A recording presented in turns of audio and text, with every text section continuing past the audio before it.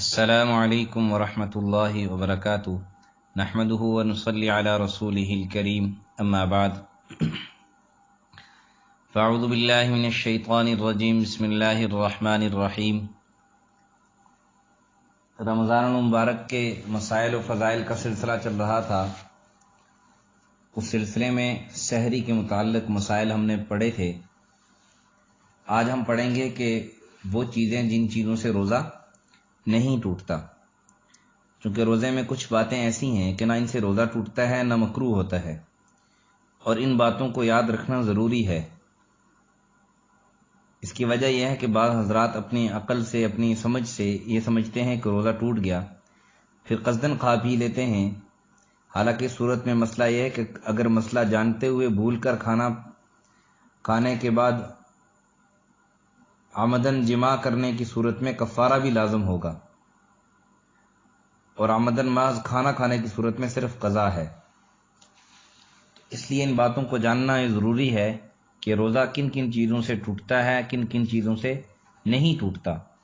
آج ہم پہلے ان چیزوں کا تذکرہ کریں گے جن چیزوں سے روزہ نہیں ٹوٹتا، پھر انشاءاللہ آگے آنے والے اسباب میں ہم ان چیزوں کا تذکرہ کریں گے کہ جن چیزوں سے روزہ فاسد ہو جاتا ہے اور صرف قضا رکھنی پڑتی ہے، یعنی روزہ ٹوٹ جاتا ہے، اور پھر آہستہ آہستہ یہی مسائل انشاءاللہ آگے چلیں گے۔ تو آج وہ چیزیں جن سے روزہ نہیں ٹوٹتا ان کا تذکرہ ہم کریں گے۔ ان میں سب سے پہلے یہ ہے کہ بھول کر کھانا کھانا۔ بھول کر کھانا کھانا، اگر روزہ دار بھول کر کچھ کھا پی لیے تو اس سے روزہ نہیں ٹوٹتا۔ بھول کر پیٹ بھر بھی کھا لیا تب بھی روزہ نہیں ٹوٹتا، اور کئی مرتبہ بھی کھا لیا تب بھی روزہ نہیں ٹوٹتا۔ اور تندرست اور ضعیف کی بھول میں فرق بھی ہے۔ ایک شخص کو بھول کر کھاتے ہوئے دیکھا، اگر وہ اس قدر طاقتور ہے کہ روزے سے زیادہ اس کو تکلیف نہیں ہوتی، تو دیکھنے والے کو ضروری ہے کہ اس کو روزہ یاد دلائے۔ اور اگر اس شخص میں روزہ رکھنے کی قوت و طاقت نہ ہو، اور روزہ رکھنا اس کے لیے مشکل ہو یا کمزور ہو، تو دیکھنے والے کو چاہیے کہ اس کو یاد نہ دلائے۔ اسی طرح روزے میں سرمے، تیل اور خوشبو کا استعمال، اس سے بھی روزہ نہیں ٹوٹتا۔ کہ روزے کی حالت میں اگر کسی نے سرما لگا لیا، تیل لگا لیا یا خوشبو لگا لیا تو اس سے بھی روزے میں کوئی نقصان نہیں آتا۔ چاہے اگر سرما لگانے کے بعد تھوک یا ناک کی غلاظت میں سرما کا اثر دکھائی دے تب بھی روزہ نہیں ٹوٹتا، مکروہ بھی نہیں ہوتا۔ اسی طرح ناپاکی کی حالت میں روزہ رکھا تو بھی روزہ نہیں ٹوٹا۔ مثال کے طور پر سونے کی حالت میں احتلام ہو گیا یا پھر بغیر غسل کیے روزہ رکھ لیا تو اس سے روزہ فاسد نہیں ہوگا۔ مثلا کسی کو رات میں احتلام ہو گیا، صبح اٹھ کے اس نے سحری کھا کے روزہ رکھ لیا، یعنی لیٹ اٹھا کے وقت نہیں تھا کہ غسل کر لے اور پھر سحری بھی کھا لے، تو ظاہر ہے روزہ رکھنا تو فرض ہے، تو پہلے اس نے سحری کھا لی، پھر اس کے بعد نماز وغیرہ کے لیے غسل کیا، یعنی صبح صادق کے بعد اس نے غسل کیا۔ ناپاکی کی حالت میں اس نے روزہ رکھا یا جماع کیا، صحبت کی، اور اس کے بعد وقت کم تھا یا جو بھی صورتحال ہے، اس نے کھانا کھانے کے بعد پھر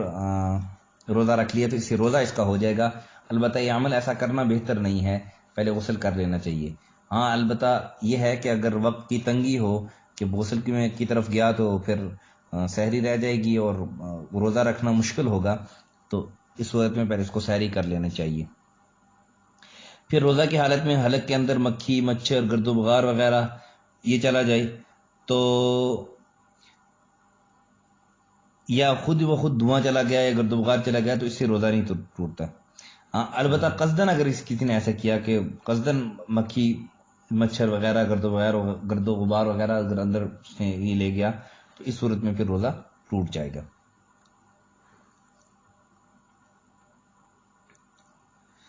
پھر اسی طرح حکم یہی ہے کہ اگر کوئی چیز پیسنے یا دوا کوٹنے کا غبار یا مزہ حلق میں محسوس ہو تو اس سے روزہ نہیں ٹوٹتا،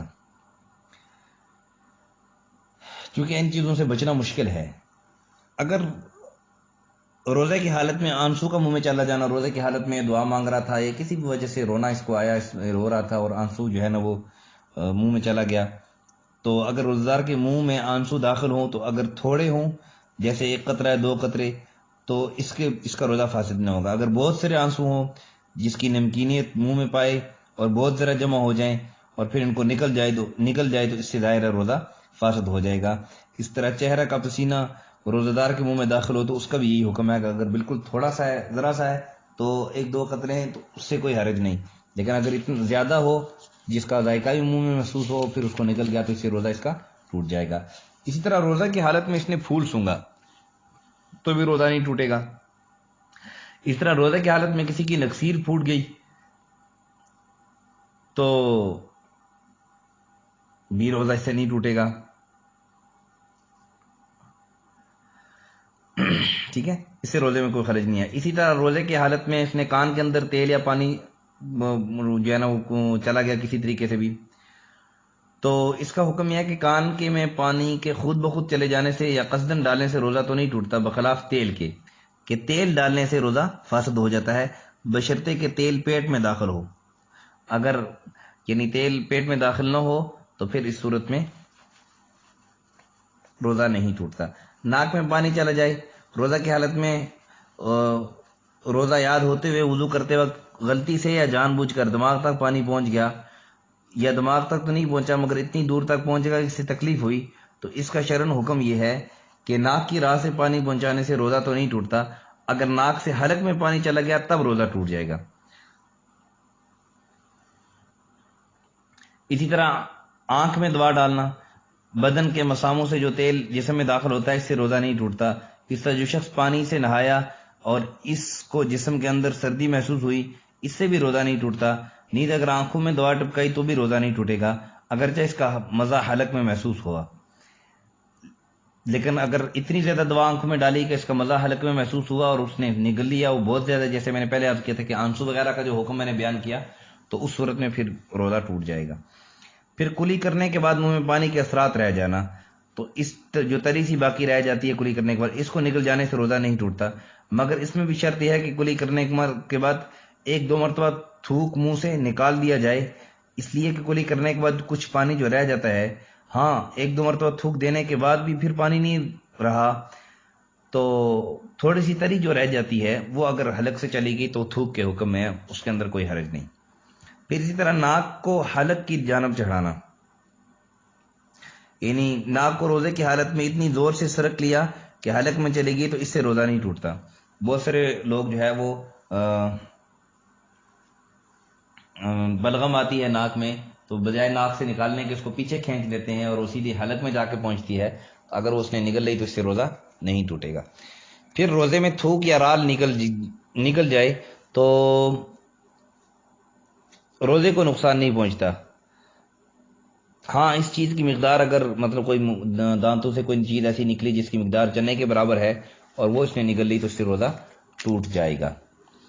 پھر اسی طرح باتیں کرتے وقت ہونٹ جو ہے نا وہ تر ہو جائیں، باتیں کرتے وقت بعض کے منہ سے جو ہے نا وہ رال سے ٹپک پڑتی ہے، ہونٹ تر ہو جاتے ہیں، تو اس صورت میں بھی روزہ نہیں ٹوٹتا۔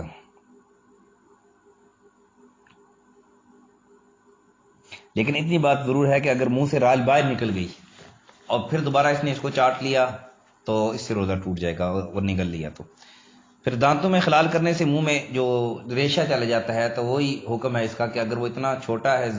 کہ چنے سے بھی کم ہے تو پھر تو روزہ نہیں ٹوٹے گا، لیکن اگر چنے سے جمع ہو کر اتنا بن جاتا ہے، چنے جتنا ہے چنے سے زیادہ بن جاتا ہے، اس سے روزہ ٹوٹ جائے گا۔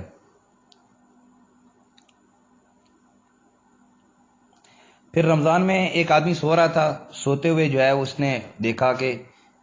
خون تھا، اسی طرح خون میں ملا ہوا تھوک ہے تو وہ اگر نکل جائے کوئی تو اس کا حکم یہ ہے کہ اس سے تو روزہ ٹوٹ جائے گا، البتہ اگر خون تھوک سے کم ہو اور خون کا مزہ حلق میں معلوم نہ ہو تو پھر روزہ نہیں ٹوٹے گا۔ اس طرح رمضان میں آدمی ایک سویا، دوپہر کو جب اٹھا تو دانتوں میں خون دیکھا اور یہ یقین نہیں کہ خون منہ میں گیا ہے یا نہیں، تو اس صورت میں روزہ نہیں ٹوٹتا۔ پھر اسی طرح کوئی آدمی پان استعمال کرتا ہے، پان کی سرخی جو ہے نا وہ تھوک میں آ گئی تو اس کا کیا کرے؟ تو ظاہر ہے کہ پہلے اس نے جو پان کھایا ہے صبح صادق سے پہلے تو اس کو چاہیے کہ منہ کو خوب اچھی طرح صاف کر لے اور خوب کلی کر لے تاکہ پان کی سرخی بالکل بھی باقی نہ رہے. اور اس نے خوب اچھی طرح کر لیا تو پھر اگر کوئی ہلکی سی سرخی رہ گئی ہے تو اس سے روزہ نہیں ٹوٹے گا. لیکن احتیاط اس میں ضروری ہے، جہاں تک ہو سکے اس کا اثر نہیں چھوڑنا چاہیے. پھر سحری کے وقت منہ میں پان لے کر سو جانا. روزہ کی حال نیت سے پان کھا کر لیٹ گئے، صبح کو جو جاگے تو کسی کے منہ میں پورا پان تھا اور کسی کے منہ میں چنے کے برابر اور کسی کے منہ میں کچھ بھی نہیں تھا، تو اس صورت میں حکم یہ ہے کہ اگر سوتے وقت پان لے کر سوئے اور صبح صادق تک منہ میں رہا تو اس کا روزہ جاتا رہے گا. اس لیے صبح صادق کے بعد تک جس کے منہ میں پان نہ گیا تو ظاہر ہے کہ وہ اس کو نگل گیا ہے اور یہی کہا جائے گا کہ صبح کے بعد نگلا ہے، تو لہذا اس کا روزہ بھی جاتا رہے گا. اگر پان سالم پایا گیا تب بھی غالب ہے کہ اس کا جو عرق ہے وہ گلے میں گیا ہے، تو اس لیے اس صورت میں بھی روزہ نہیں ہوگا، روزہ ٹوٹ جائے گا. بہت سے لوگ ہیں رات کو پان منہ میں لے کے سو گئے، صبح جب اٹھے تو وہ صبح صادق ہو چکی تھی، لیٹ اٹھے، اس صورت میں اس کا روزہ فاسد ہوگا، روزہ اس کا نہیں ہوگا. پھر کسی کے منہ میں اگر ریت چلا جائے، مطلب منہ میں ریت گیا تو اس نے تھوک دیا، یا وہ دانتوں میں ریت معلوم ہوا تو ریت اگر اندر رہ گیا تو اس سے روزہ نہیں ٹوٹتا. پھر مصنوعی دانت جو ہر وقت لگائے رہتے ہیں، نہ ان میں سے ان کی بدبو ہے نہ مزہ ہے، تو روزے کی حالت میں یہ دانت منہ میں رہتے ہیں تو اس سے روزہ مکروہ نہیں ہوتا. بعض لوگ کہاں یہ کہ وہ روزہ مکروہ ہوتا ہے، مکروہ نہیں ہوتا.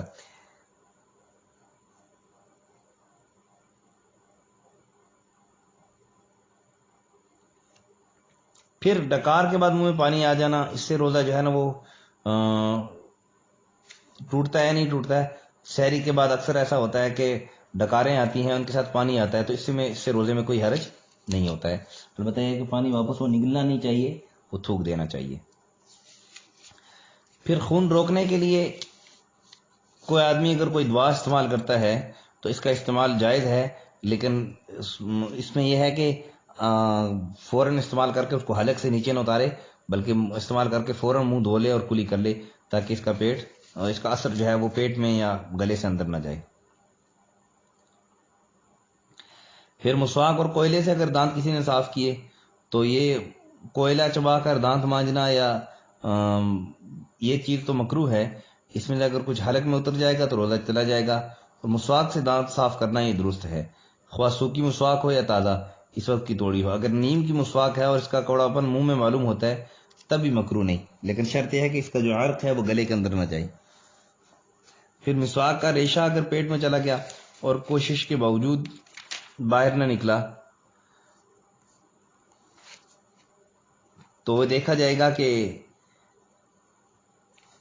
چنے کے بقدر ہے یا نہیں ہے. اگر چنے کے بقدر ہے تو پھر روزہ ٹوٹ جائے گا، اگر چنے کے بقدر نہیں تو پھر روزہ نہیں ٹوٹے گا. اسی طرح ٹوتھ پیسٹ یا پاؤڈر کا استعمال روزے کی حالت میں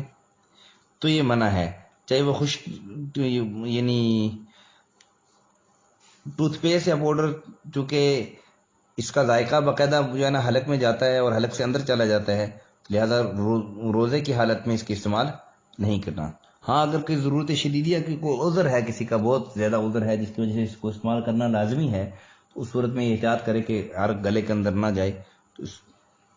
اگر گلے کے اندر یعنی حلق سے اندر چلا گیا عرق ذرا سا بھی تو اس سے بھی اس کا روزہ ٹوٹ جائے گا. پھر کیا کرنے سے روزے کے متعلق جو اس کا حکم یہ ہے کہ اگر کیا منہ بھر کے آئی اور ایک چنے کے برابر ایسے زائد جان بوجھ کر آمدن واپس یعنی لوٹا لی تو روزہ ٹوٹ گیا اور قضا فرض ہے، اس پر کفارہ نہیں. اور اگر جان بوجھ کر منہ بھر کیا کی تو اس صورت میں بہرحال روزہ ٹوٹ جائے گا. اگر واپس نہ لٹائے، اگرچہ واپس نہ، البتہ منہ بھر کے کیا نہ ہو تو پھر اس سے روزہ نہیں ٹوٹتا. یعنی اگر کیا خود بخود ہوئی تو اس صورت میں یہ ہے کہ دیکھیں کہ اگر اس نے واپس جان بوجھ کر غلطی سے کچھ اس کا حصہ اتنا واپس لٹا لیا جو ایک چنے کے برابر بنتا ہے تو پھر تو اس کا روزہ ٹوٹ جائے گا. اگر اس نے خود کیا کی اور وہ منہ بھر کر تھی تو پھر تو روزہ ٹوٹ جائے گا اگرچہ واپس نہ گیا ہو. لیکن اگر خود کیا کی لیکن وہ منہ بھر کر نہیں تھی تو پھر روزہ نہیں ٹوٹے گا.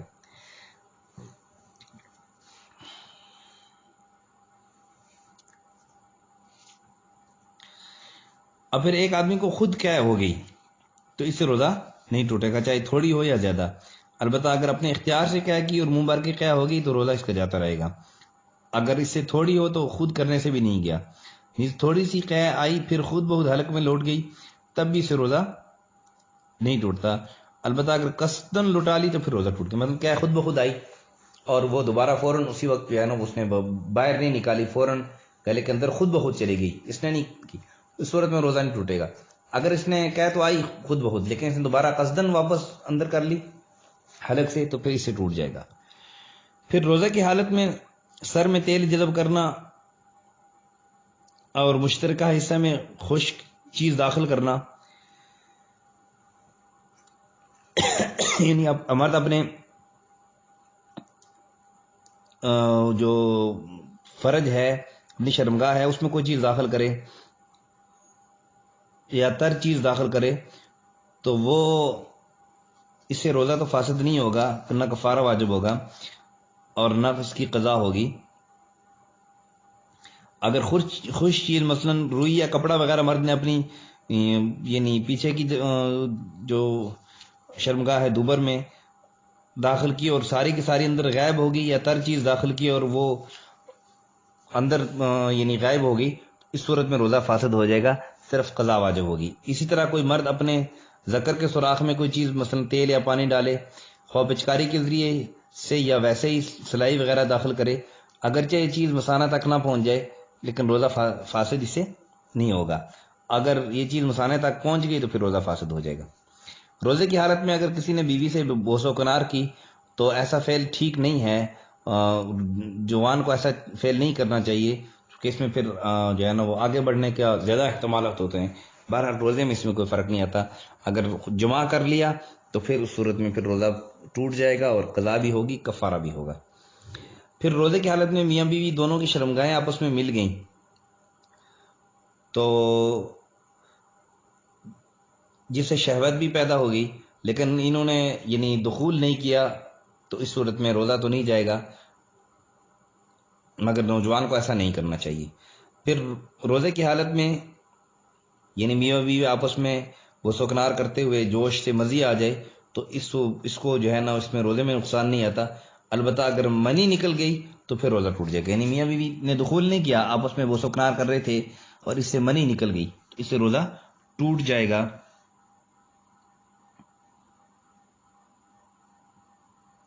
اور اگر روزہ کو خطرہ ہو تو ایسا وہ سکنار پھر جائز بھی نہیں ہے۔ پھر بہت سارے لوگ ایسے ہوتے ہیں کہ روزہ کی حالت میں یعنی اپنی بیوی کو دیکھتے ہی ان کو انزال ہو جاتا ہے، تو محض دیکھنے سے یا خیال کرنے سے اگر انزال ہو جائے تو یہ غیر ارادی طور پر اگر ہو تو روزہ نہیں ٹوٹتا، جیسے احتلام سے نہیں ٹوٹتا۔ لیکن اگر کسی شخص کو محض شہوت انگیز چیز کے دیکھنے یا سوچنے سے انزال ہو جائے تو اس سے بھی روزہ نہیں ٹوٹتا۔ سونے کی حالت میں منی کے خارج ہونے سے، جس کو احتلام کہتے ہیں، اگرچہ بغیر غسل کیے ہوئے روزے رکھا تو روزہ فاسد نہیں ہوگا۔